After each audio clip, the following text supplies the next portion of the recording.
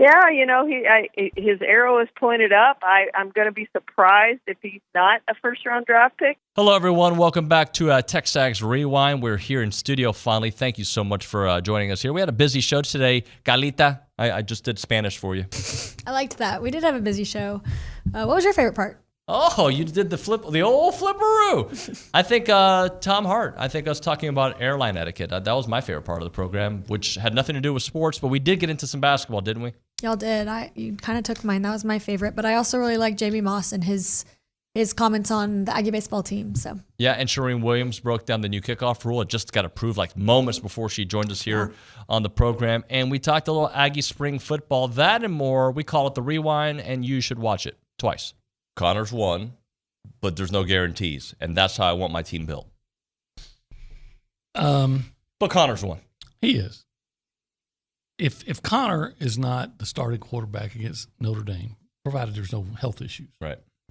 All that tells me is either Jalen Henderson or Marcel Reed have just emerged, and they're amazing. I can tell you this, and I guess that's possible. I don't think so. But I'll tell you this, I can always remember my first year at TexAgs. One of my first stories I wrote was at SEC Media Days, and I was writing about the impending quarterback battle. Yep. And I got tons of response. People tell me how crazy I am, that it's without a doubt Jamil Showers is the starting quarterback. And then they got into the August camp, and that other guy, that Manziel guy, did so well and became. So you just don't completely dismiss anybody, especially when they played pretty well. That said, Connor's quarterback. Yeah, look, but what I like is nobody's safe. Just do your work, you'll be fine, though, right? Like if competition does bring the best in people or the worst in people. If it brings the worst in you, then you shouldn't be our guy. Right. If it brings the best of you, like as the great David Goggins says, take souls. You're so good at practice that the backup's like, I got no chance to catch that. That's what I want from my starting quarterback. Sure. Yeah, absolutely. You want, and it is a rare quality, I think, those guys that, in the heat of competition, when it matters most, they're at their very best. Yep. Charean, give me an update on Edgerrin Cooper. I know he talked with the Cowboys. He's talked with the Texans. And any buzz about him recently? Yeah, his arrow is pointed up. I'm going to be surprised if he's not a first-round draft pick. But if he doesn't go in the first round, I think he's going to go early in the second round. And, you'd rather go in the first round, period, end story. But if you go at the end of the first round, you're going to a good team.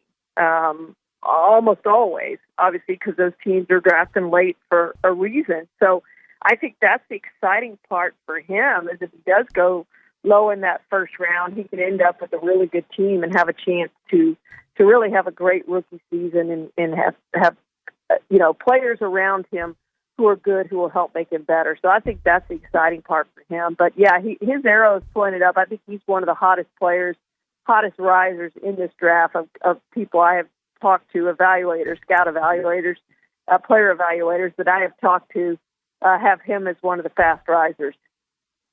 I probably asked you this before, Charean. If I did, I tend to repeat myself, and I apologize. But do you really see him being a legitimate option for the Cowboys, or do they just have too many other issues to address? Well, yeah, to your point, we talked to Mike McCarthy today, and at some point you're going to have to draft for need when you talk about, he and Jerry both have downplayed. Well, we have enough talent. We're confident that, Marty Smith can step up.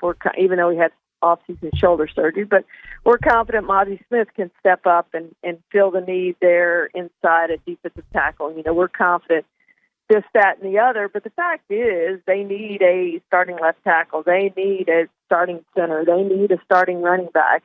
So to your point, it's great to say, hey, we're going to draft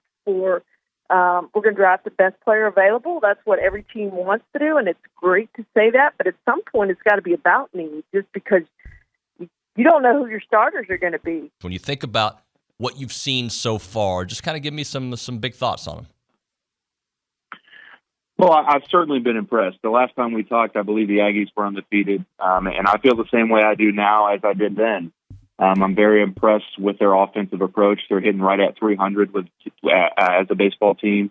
They have doubled their home runs as many games played, which is great. They have under a 3-team ERA. I mean, they're certainly checking all the boxes.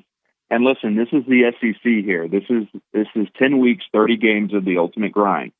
And I equate it to a mini MLB season. I mean, you go back and look at the MLB standings, and whichever team is winning 55%, 60% of their games, they're winning their division. And in my opinion, the SEC is just like that. You know, you go 20-10 in this league, you're going to win the division. And we know Coach Law's talking about getting to 15, and that's 500 baseball. So you're certainly going to take your lumps. You're going to take your series losses. But if you just stay the course and you try to get a little bit better each week, I think we'll be real happy where the Ags are standing at the end of this end of this grind. Talking to JB Moss here on TexAgs Radio, presented by David Gardner's Jewelers. All right, so we got HCU tonight, and Lance Berkman and crew coming to town. Obviously, you want to take care of business tonight, but just in general, when we talk about where this team is headed, let's talk about SEC play and winning at home. It's obviously important to win as many series as possible, every series if you can, but especially the ones at home.